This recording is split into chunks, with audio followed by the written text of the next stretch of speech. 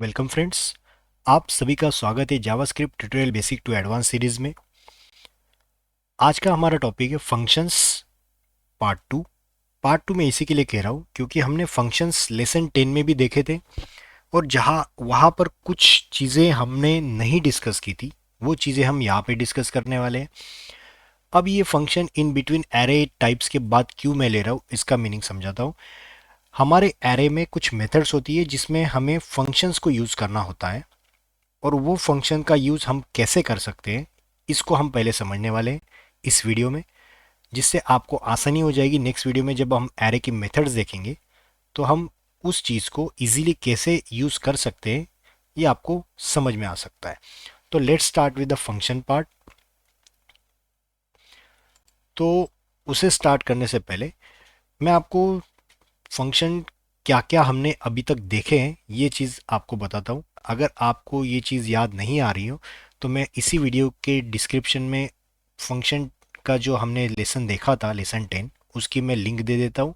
या फिर ऊपर आपको आई बटन दिखाई दे रहा होगा, वहाँ पर क्लिक कर कर भी आपको उस वीडियो पे जाकर वो वीडियो आप देख सकते हो। मैं आपको रिक्वेस्ट करता हूँ कि पहले वो वीडियो आप अगर देख लोगे तो ये वीडियो समझने में आपको थोड़ी आसानी हो जाएगी। तो हमने क्या क्या देखा था? हमने देखा था नॉर्मल फंक्शन क्या होते हैं, उसके बाद हमने देखा था फंक्शन एक्सप्रेशन क्या होता है, देन हमने देखा था कि एनोनिमस फंक्शन क्या होते हैं, और लास्ट में हमने देखा था एरो फंक्शंस क्या होते हैं। तो आज का हमारा टॉपिक, ये चार टॉपिक छोड़कर हमने आज देखना है यहाँ पर कॉलबैक फंक्शंस होता क्या है। तो बहुत सारी जगह पे आपको ये टर्म सुनाई देगी, दिखाई देगी कि कॉलबैक फंक्शंस जावास्क्रिप्ट में बहुत सारी जगह पे यूज़ किया जाता है। तो कॉलबैक होता क्या है? एज नेम सजेस्ट कि कॉलबैक का मतलब ही वो फंक्शन खुद बताता है कि जो चीज़ या जो फंक्शन आप बाद में कॉल कर सकते हो, राइट, उसे कहा जाता है कॉलबैक फंक्शन। अगर आप टेक्निकल लैंग्वेज में अगर आपको बताना हो इंटरव्यूअर को, तो आप एक चीज़ बता सकते हो कि a function which takes another function as a argument. Right, मैं क्या लिख बता रहा हूँ? A function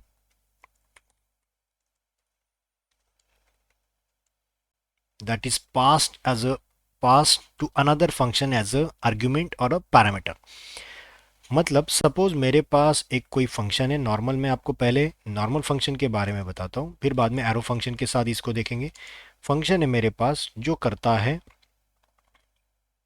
addition, addition funk, right. और इसके अंदर मैं देता हूँ ए और बी, जिसको मैं बाद में यहाँ पर एडिशन करता हूँ कंसोल डॉट लॉग, ये सॉरी, कंसोल की जगह पे मैं लिखता हूँ const c equals to a plus b, और बाद में यहाँ पे मैं लिख देता हूँ console dot log c, right. समझ में आ रहा है फंक्शन क्या लिखा है? मैंने फंक्शन में लिखा है कि फंक्शन एडिशन, जो एडिशन का काम करेगा, जिसमें दो पैरामीटर रहेंगे ए और बी, और उस दोनों का एडिशन करने के बाद वो वैल्यू मैं रिजल्ट स्टोर कर रहा हूँ सी में, और उसको मैं प्रिंट कर रहा हूँ। अब ये अगर नॉर्मली मैं इसको कॉल करूँ 10 और 20 के साथ, आप देखो यहाँ पे रिफ्रेश करने के बाद आपको यहाँ पर 30 वैल्यू आ रही है, राइट, दिखाई दे रही है आपको? ओके, सो आपको यहाँ पे वैल्यू 30 आ रही, इसको इग्नोर कर देना फिलहाल। वार्निंग्स में रिमूव कर देता हूँ लॉग्स। ओके, सो हमें 30 वैल्यू यहाँ पर मिल रही है। अब मैं क्या चाहता हूँ कि ये कंसोल लॉग यहाँ पर ना होते हुए कोई अलग फंक्शन में बनाऊँ, राइट, जहाँ पर मैं उस चीज़ को डिस्प्ले कर सकता हूँ। जैसे मैंने लिखा function display result, right. Display result मैं ये करता हूँ और इसके अंदर एक वैल्यू लेकर आऊँगा जो कि रिजल्ट की वैल्यू रहेगी। सपोज सी वैल्यू है, मैं यहाँ पर उसको नाम देता हूँ रिजल्ट, और इस रिजल्ट को मैं कंसोल लॉग करना चाहता हूँ। आपको तरीका समझ में आ रहा है? मैंने डिस्प्ले रिजल्ट नाम से एक फंक्शन बनाया, राइट, और उस फंक्शन को मैं यहाँ पर कॉल कर देता हूँ डिस्प्ले रिजल्ट, और इन ब्रैकेट सी लिख देता हूँ। तो आपका कंट्रोल कैसे जाएगा? एग्जीक्यूशन का एग्जीक्यूशन यहाँ पे पहले कॉल करेगा, 10 और 20 वैल्यू यहाँ पर जाएगी, इन दोनों की एडिशन होगी, जो भी रिजल्ट आएगा वो सी में स्टोर होगा, और वो सी रिजल्ट आपके डिस्प्ले रिजल्ट के फंक्शन को एज ए पैरामीटर वापस पास हुआ। अब ये फंक्शन यहाँ पर कॉल जाएगा, यहाँ पे रिजल्ट में सी की वैल्यू जो भी रहेगी वो आएगी और कंसोल लॉग होगा। बट ये हो गया नॉर्मल फ्लो, राइट। यहाँ पर हमने क्या किया, एक फंक्शन के अंदर से दूसरा फंक्शन कॉल किया। बट हमारा कॉल बैक फंक्शन होता क्या है कि हम एक फंक्शन से दूसरा फंक्शन कॉल ना करते हुए ये पूरा फंक्शन ही इसके अंदर एज अ आर्ग्यूमेंट पास कर दे, राइट। मैं अगर यहाँ पर लिख दूँ कि डिस्प्ले रिजल्ट नाम से मैं फंक्शन देता हूँ और यही डिस्प्ले रिजल्ट मैं यहाँ पर पास कर दूँ, और अब मैं इसको कॉल करना चाहता हूँ, या फिर यहाँ पर नाम से आप दे सकते हो कि रिजल्ट शो, या शो रिजल्ट आप इसको नाम दे दो डिस्प्ले रिजल्ट के, मतलब आपको कन्फ्यूजन नहीं रहेगी। यहाँ पे सपोज मैंने दिया शो रिजल्ट, और शो रिजल्ट को मैं कॉल कर रहा हूँ। अब आप मुझे बताओ ये कॉल बैक फंक्शन हुआ या नहीं हुआ। डेफिनेटली हुआ। हमने क्या किया, एडिशन फंक्शन को जब कॉल दिया तब मैंने ये डिस्प्ले रिजल्ट नाम से ये जो पूरा फंक्शन था, ये पूरा फंक्शन मैंने एज अ आर्ग्यूमेंट भेज दिया, राइट। थोड़ा केयरफुली देखना, हमने रिजल्ट का जो डिस्प्ले करने वाला फंक्शन था वो फंक्शन एज अ आर्ग्यूमेंट भेजा, तो क्या हुआ, यहाँ पर ये पूरे फंक्शन की डेफिनेशन चली गई, राइट। ये पूरा फंक्शन का डेफिनेशन यहाँ पर चला गया, और बाद में जब रिजल्ट कैलकुलेट हुआ तो हमने उस फंक्शन को जो कॉलबैक के तौर पर हमने भेजा था, यहाँ पर डिस्प्ले रिजल्ट था, उसको मैंने नाम सिर्फ चेंज किया है। तो यहाँ पर उस फंक्शन को कॉल किया और उसमें एक वैल्यू पास की। तो ये देखो यही फंक्शन था जो हम एक वैल्यू ले रहा था, एक वैल्यू एज इनपुट लेगा और उसको कंसोल लॉक करेगा। सेम यही फंक्शन मैंने पास करने के बाद इसको यहाँ पर हमने कॉल किया और उसमें एक वैल्यू पास की, ऑटोमेटिकली ये वैल्यू किधर जाएगी, रिजल्ट के अंदर जाएगी और रिजल्ट प्रिंट होगा। देखो मैं यहाँ पे रिफ्रेश करता हूँ, 30 वैल्यू प्रिंट हो रही है, राइट। ये हो गया आपका call back function by using normal function. अगर इसी चीज को मैं आपके एरो फंक्शन में करना चाहता हूँ तो डिफरेंस कैसे रहेगा, देखो मैंने ये फंक्शन लिखते वक्त एरो फंक्शन का डिफिनेशन कैसे होता है कि आपको यहाँ पर वेरिएबल का नाम देना पड़ता है जिसके जरिए आपको कॉल करना पड़ता है, और यहाँ पर आपको एरो देना पड़ता है, राइट। एरो फंक्शन में ऐसी चीज़ होती है। सेम आपका डिस्प्ले रिजल्ट भी कैसे रहेगा, कॉन्स्ट डिस्प्ले रिजल्ट, और यहाँ पे एरो फंक्शन आ जाएगा। ये हो गया आपका एरो फंक्शन के साथ रिजल्ट। देखो मैं आपको रिफ्रेश करता हूँ तो वैल्यू 30 आ रही है। हमने कुछ नहीं किया, सिंटैक्स सिर्फ लिखने का सिंटैक्स चेंज किया है कि हमने एक वेरिएबल में उस फंक्शन को रखा और उस वेरिएबल के नाम के थ्रू उस फंक्शन को कॉल किया। जब कॉल किया तो मैंने दो पैरामीटर, दो वैल्यूज़ के साथ साथ फंक्शन का डेफिनेशन भी भेजा, मतलब फंक्शन का नाम यहाँ पे भेजा। तो ऑटोमेटिकली शो रिजल्ट में क्या हुआ, ये पूरा इतना ये चीज़ जा रही है इक्वल्स टू के आगे वाली। मैं अगर इसको आपके समझने के लिए अभी फिलहाल यहाँ पे कॉपी करता हूँ और यहाँ पर मैं इस चीज़ को ऐसे लिख देता हूँ, चलेगा। हाँ चलेगा, क्योंकि मैंने ये एज इट इज़ फंक्शन लिया है और इसी फंक्शन को मैं यहाँ पर कॉल कर रहा हूँ, मतलब ये रिजल्ट के जगह पर वैल्यू जाएगी सी, राइट। वो सी वैल्यू जैसे ही गई तो रिजल्ट उसको प्रिंट कर रहा है। समझ पा रहे हो, कॉल बैक फंक्शन इसी के लिए कहा जाता है कि मैंने एक फंक्शन को आर्ग्यूमेंट के तौर पे पास किया दूसरे फंक्शन को, मतलब एडिशन फंक्शन में डिस्प्ले रिजल्ट नाम का एक दूसरा फंक्शन है जो कि एज पैरामीटर पास हो रहा है। तो इस फंक्शन को कहा जाता है कॉल बैक फंक्शन। किस फंक्शन को कहा जाएगा, जो एज अ पैरामीटर या आर्ग्यूमेंट के तौर पे जा रहा है उसको, राइट। तो याद रखना, whenever the function is passed as an argument to another function, then that function is known as callback function, right? Okay so और एक चीज आपको यहाँ पे डेफिनेशन के तौर पे बताना चाहता हूँ, दिस इज यूजिंग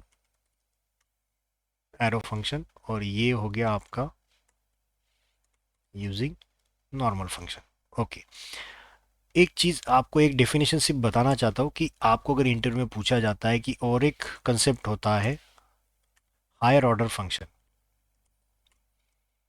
राइट। तो आपको ये चीज़ भी याद रखनी होगी कि whenever a function takes another function as argument, then that is known as a higher order function। और जिसमें से एक पार्ट हमने देख लिया, और वाला पार्ट हम आगे देखेंगे।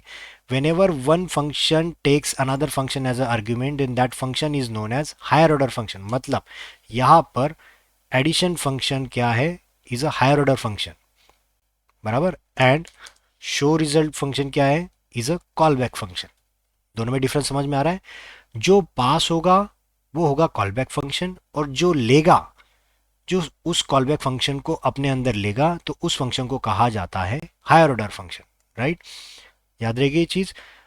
और इसको ऐसे भी कहा जाता है कि whenever a function takes another function as argument parameter it is known as a higher order function, और अगर ये हायर ऑर्डर फंक्शन से मतलब एक फंक्शन के अंदर से दूसरा फंक्शन एज अ रिटर्न हो रहा हो, ये चीज़ हमने अभी तक देखी नहीं है, वो भी हम देखेंगे।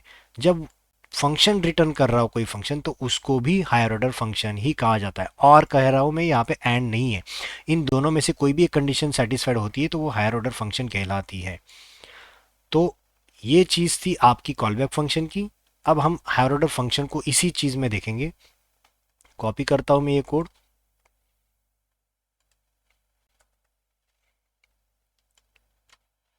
अब मैं क्या करता हूं, एक फंक्शन मैंने पास किया as a argument, that means addition function is a higher order function.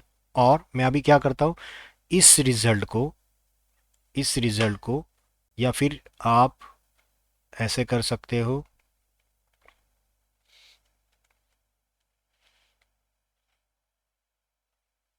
चलो मैं आपको नया फंक्शन बना के दे देता हूँ। आपने क्लोजर का एग्जांपल भी देखा होगा, वही एग्जांपल हम कंटिन्यू करते लगे। तो कॉन्स्ट एडिशन, मैं एरो फंक्शन के साथ इसको समझा रहा हूँ, आप इसको नॉर्मल फंक्शन के थ्रू भी कर सकते हो, राइट। तो यहाँ पर मैं क्या करता हूँ, रिटर्न बी, और इसको मैं कॉल कर रहा हूँ एडिशन 10 20, राइट। ये हमने देखा था क्लोजर में, क्लोजर के वीडियो में ये चीज़ हमने देखी थी। आपको अगर ये याद नहीं है तो आप प्लीज़ क्लोजर वाला वीडियो देख सकते हो, या फिर आपको मैं यहाँ पर डिस्क्रिप्शन में या फिर आई बटन में इसकी लिंक भी दे दूंगा। यहाँ पर क्या हो रहा है, पहले आप एडिशन नाम का फंक्शन कॉल करो जिसमें 10 वैल्यू भेज रहे हो। इसे और कहा जाता था फंक्शन करिंग, मतलब एक बार वैल्यू ना भेजते हुए अलग अलग वैल्यू भेजे, राइट। एक साथ वैल्यू ना भेजते हुए अलग अलग में वैल्यू भेजे, तो ये फंक्शन करिंग का एग्जांपल है। But this is a closure part, कि हमने एक पैरामीटर पहले भेजा तो ए में गया, ये फंक्शन एक दूसरा फंक्शन रिटर्न कर रहा है, राइट। यहाँ पे पूरा फंक्शन रिटर्न हो रहा है, देखो रिटर्न स्टेटमेंट के बाद पूरा फंक्शन लिखा है, तो ये फंक्शन जाएगा यहाँ पर पूरा रिप्लेस होगा, राइट। और उस फंक्शन में वैल्यू क्या जाएगी 20, मतलब इस फंक्शन में वैल्यू क्या जाएगी 20। अब ए की वैल्यू जो closure as a lexical scope थी वो मेंटेन रहेगी, राइट। क्लोजर में यही चीज़ होता है कि लेक्सिकल स्कोप मेंटेन रहता है, पेरेंट का स्कोप मेंटेन रहता है। तो ए की वैल्यू थी 10, बी की वैल्यू थी 20, और ये वैल्यू रिटर्न करेगा वापस यहाँ से।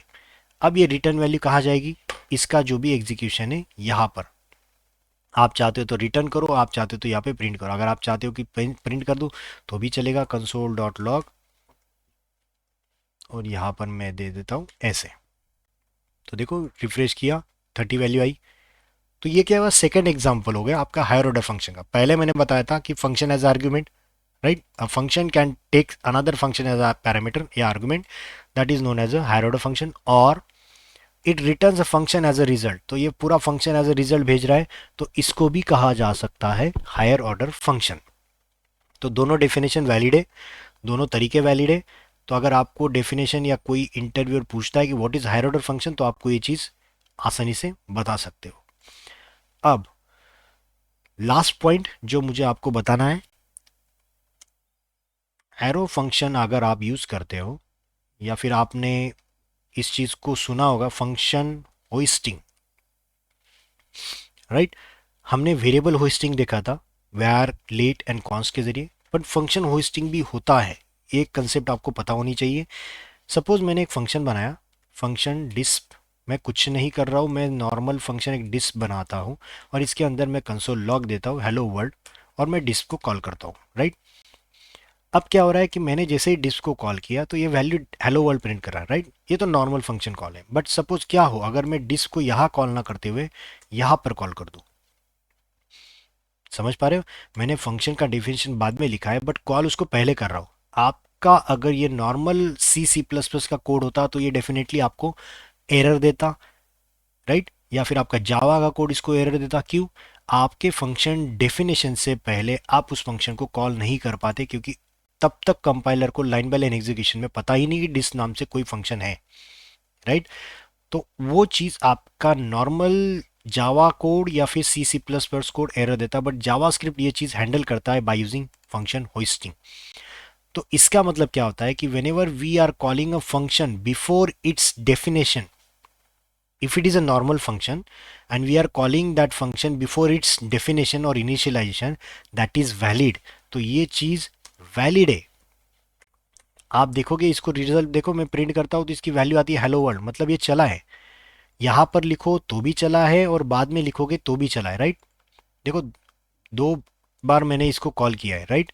इसको 2 टाइम्स यहाँ पे आ रहा है, इसलिए यहाँ पे देखो, आपको मैं चाहता हूँ तो इसको ग्रुपिंग में सिमिलर मैसेज निकाल देता हूँ। अब इसको रिफ्रेश करता हूँ, सॉरी इसको ग्रुपिंग निकला,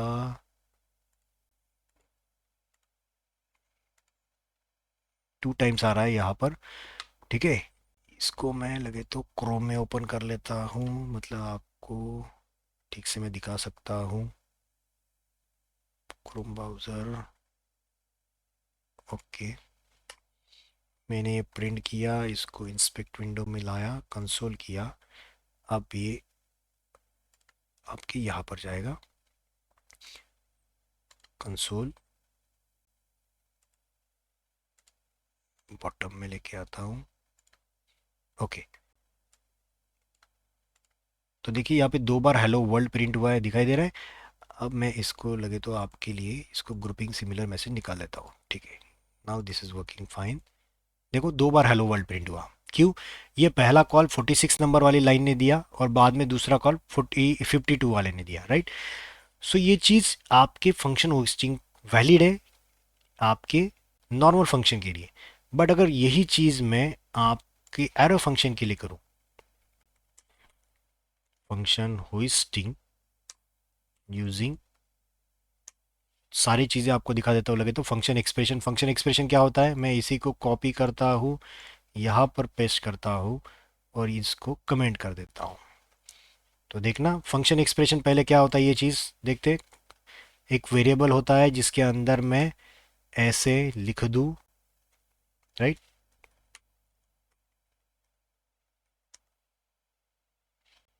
ये फंक्शन एक्सप्रेशन कहो या फिर इसको कहोगे एनोनिमस फंक्शन, चलेगा।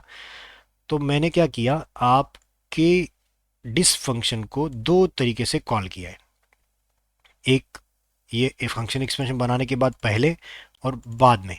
अब मैं इसको रिफ्रेश करता हूँ तो देखो पहला ही लाइन एरर देगा, ये लाइन एरर दे रहा, क्यों? क्योंकि जब आप इक्वल्स टू कर कर ये वेरिएबल या ये फंक्शन किसी वेरिएबल में स्टोर करते हो तो ये कभी भी होइस्ट करने नहीं देता।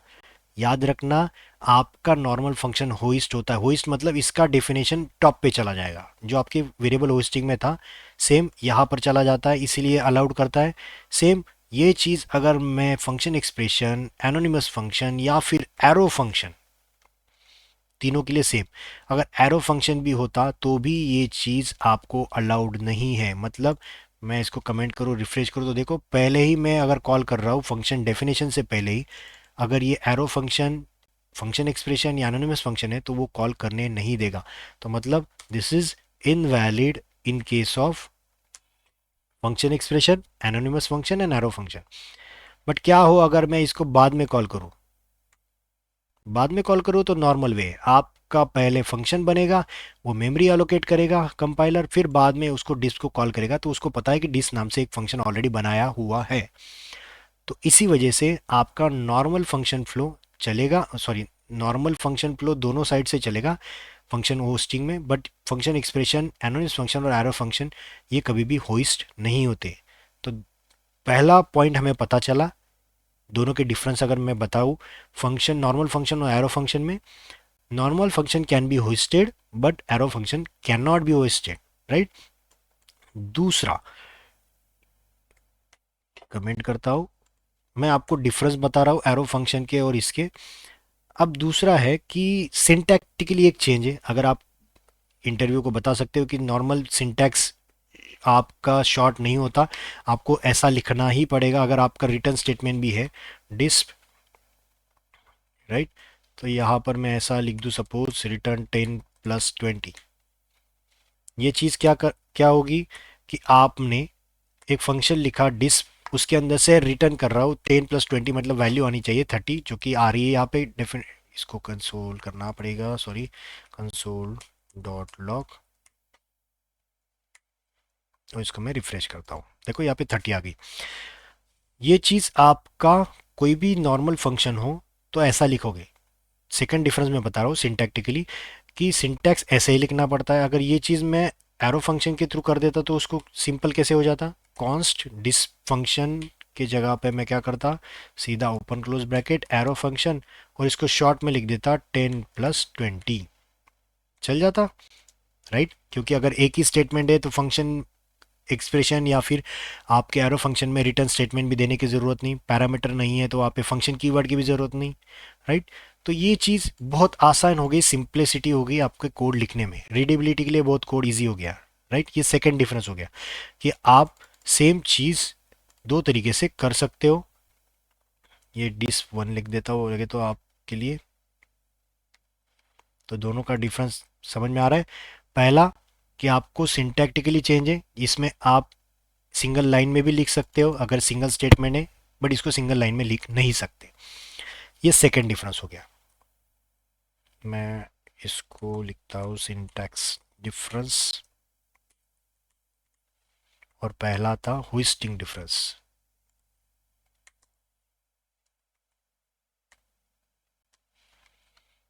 और ये टॉपिक का नाम है आपकी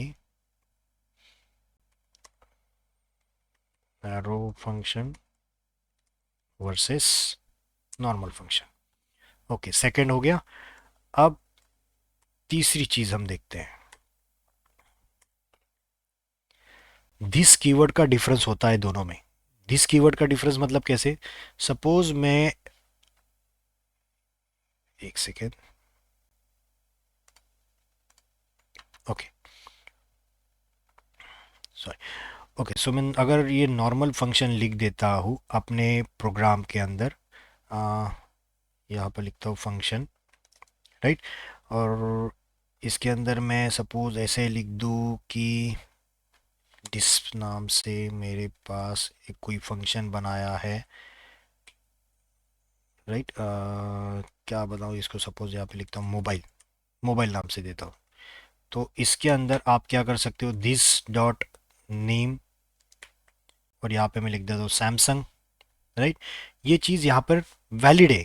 क्यों, आपने जब ये चीज़ देखी थी कि आप कोई भी ऑब्जेक्ट बना सकते हो, या फिर इसको आप बना बोलते हो फैक्ट्री फंक्शन की, सॉरी इसको बोलते हो कंस्ट्रक्टर, राइट। कि जब भी आप कंस्ट्रक्टर बनाते हो बाय यूजिंग फंक्शन, तो आप ये चीज़ इजीली कर सकते हो, दिस डॉट कर कर ये चीज़ आपकी इजीली एक्सेस होती है। अब अगर यही चीज़ मैं आपको बताऊं कि ऐसे बनाऊं, दिस डॉट हो गया, अब मैं लिखता हूँ const mobile equals to new mobile, correct. ये चीज़ चलेगी, आप रिफ्रेश करो देखो, ये वैलिड चल रहा है। आप अगर इसके थ्रू अगर कंसोल लॉग करते हो, console dot log mobile dot name, तो ये क्या देगा आपको, आंसर सैमसंग देगा। बट यही चीज़ अगर मैं सोचूं कि यहाँ पर ऐसा यूज़ करूँ, कॉपी कर लूँ और एरो फंक्शन के थ्रू करूँ, ऊपर वाले को कमेंट कर देता हूँ और ये फंक्शन को नाम देता हूँ, एरो फंक्शन में कन्वर्ट कर कर मोबाइल एरो, तो अब देखना क्या होगा, रिफ्रेश, क्या बन गया आपके दिस के वजह से, या फिर आपके एरो फंक्शन की वजह से इसके अंदर दिस नहीं चला। इसी वजह से ये क्या हो गया, इसके वजह से ये कंस्ट्रक्टर क्रिएट नहीं करने दे रहा है, इसको एज ए कंस्ट्रक्टर ट्रीट नहीं कर रहा है, राइट। इसका दूसरा एग्जांपल अगर इसी को मैं दिखाऊं नॉर्मली, तो देखो सपोज मेरे पास एक ऑब्जेक्ट है, लेट न्यू ओबीजे, और यहाँ पर मैं लिख देता हूँ नेम भूषण, राइट। और यहाँ पर लिख देता हूँ डिस्प नाम से फंक्शन, जिसके अंदर मैं क्या करूँगा, console log this dot name को मैं प्रिंट करूँगा, राइट। ये तो बहुत इजी एग्जांपल है कि आपको यहाँ पर डिस्क को प्रिंट करना है, तो आप क्या आंसर आएगा इसका, भूषण आएगा, डेफिनेटली ये इजीएस्ट वे है। बट क्या हो अगर मैं इसी को मैं एरो फंक्शन के साथ करूँ, आप दिस का इस्तेमाल अगर करना चाहते हो बता सकते हो, तो यहाँ पर ऐसा भी बता सकते हो कि यहाँ पर मैंने दिस लिखा, लेकिन ये डिस फंक्शन जो है, ये डिस फंक्शन कैसे बनाऊंगा मैं यहाँ पर,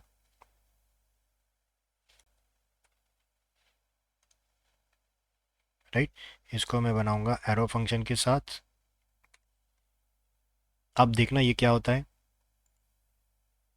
कुछ नहीं। या दिस, इसको दिस भी प्रिंट करूँ तो भी चलो। ये देखो, इसको विंडो ऑब्जेक्ट को रेफर कर रहा है। क्यों ऐसा हो रहा है?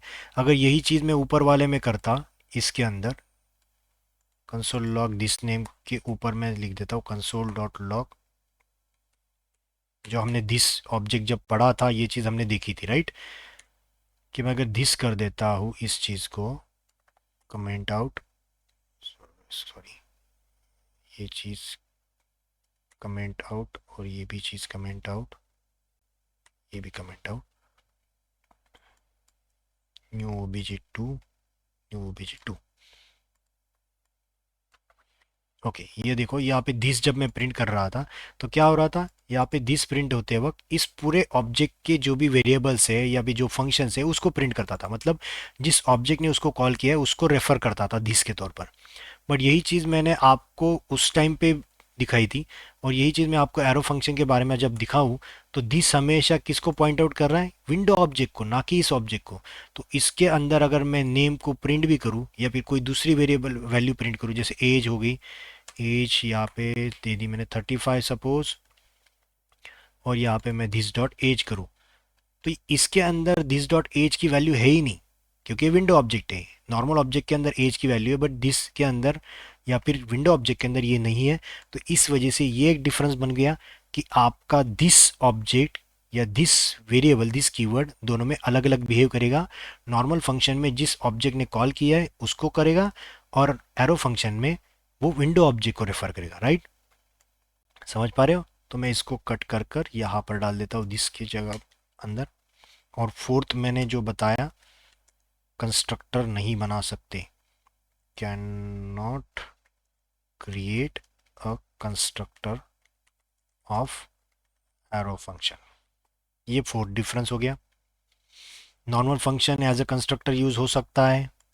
कंस्ट्रक्टर मतलब न्यू कीवर्ड के बाद जो आप लिखते हो तो वो होता है कंस्ट्रक्टर। तो normal function can be created as a arrow function, sorry, normal function can be created as a constructor but arrow function can not be, right. New keyword का इस्तेमाल इसमें नहीं होता। इसका मतलब यहाँ पर इन शॉर्ट आप क्या कहोगे, can not use new keyword, right, with arrow function. और एक चीज़ है जो आपको बाद में बताऊंगा, सिर्फ याद रखना कि आप, ओके, एक चीज़ और रहेगी, आर्ग्यूमेंट्स ऑब्जेक्ट डिफरेंस। दोनों में आर्ग्यूमेंट्स ऑब्जेक्ट का डिफरेंस क्या है? आर्ग्यूमेंट ऑब्जेक्ट का डिफरेंस मतलब क्या, आपके नॉर्मल फंक्शन में आप आर्ग्यूमेंट ऑब्जेक्ट जो हमने देखा है, राइट, आर्ग्यूमेंट्स ऑब्जेक्ट होता है जिसमें आप जितनी भी सारी वैल्यूज रख रहे हो वो values as it is print होती है, राइट, उसमें स्टोर करता है एज ए एरे फॉर्म में, राइट। एरे नहीं होता बट एरे फॉर्म में करता है। बट यही चीज़ मैं अगर इसके अंदर करूँ, आर्ग्यूमेंट्स ऑब्जेक्ट, और इसको कॉल करूँ डिस वन को, तो देखो आर्गुमेंट ऑब्जेक्ट इसमें नहीं चलेगा। देखो रेफरेंस एरर दे रहा है, आर्गुमेंट इज नॉट डिफाइंड। आपका एरो फंक्शन कभी भी आर्गुमेंट्स ऑब्जेक्ट नहीं चलाता या नहीं रेफर करने देता। आपका नॉर्मल फंक्शन इजीली करने देगा आर्गुमेंट्स ऑब्जेक्ट, बट आपका एरो फंक्शन आर्गुमेंट्स ऑब्जेक्ट नहीं करने देता। तो इसके लिए ऑप्शन भी था अपने पास कि आप रेस्ट पैरामीटर यूज कर लो, रेस्ट पैरामीटर के थ्रू आप यहाँ पे कर सकते थे। मतलब रेस्ट पैरामीटर मतलब ऐसे कुछ, राइट, जो आपका रेस पैरामीटर यहाँ पर आप अगर देते तो इजीली आप ये एक्सेस कर पाते थे। ये जो अल्टरनेटिव था एरो फंक्शन आर्गुमेंट्स ऑब्जेक्ट के लिए, तो आप इजीली गेट करते थे। बट डिफरेंस के तौर पर याद रखना कि आपका एरो फंक्शन कभी भी आर्गुमेंट्स ऑब्जेक्ट नहीं चलने देगा, राइट, इसमें अलाउड नहीं है यूज़ करना। और लास्ट डिफरेंस आपको ये चीज़ मैं बताऊंगा जब मैं पढ़ाऊंगा कि आप जनरेटर फंक्शन के तौर पर, जनरेटर फंक्शन जब बनाते हो तो जनरेटर फंक्शन के तौर पर एरो फंक्शन यूज़ नहीं कर पाओगे, normal function as a generator function use कर पाओगे।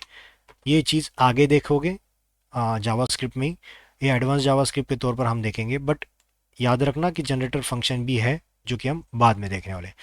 तो इतने सारे डिफरेंसेस हमें देखने थे।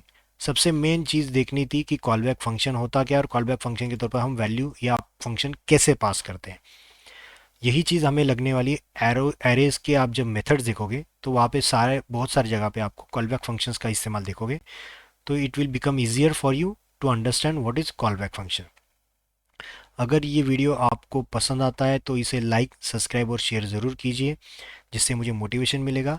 और आप ये वीडियो आपके दोस्तों को जितना ज़्यादा शेयर कर सकते हो तो प्लीज़ शेयर कीजिए, जिससे उनको भी बेनिफिट हो सकता है। तो आज के लिए इतना ही, फिर मिलेंगे नेक्स्ट वीडियो में जहाँ पर हम देखेंगे एरे मेथड्स। तब तक के लिए थैंक यू।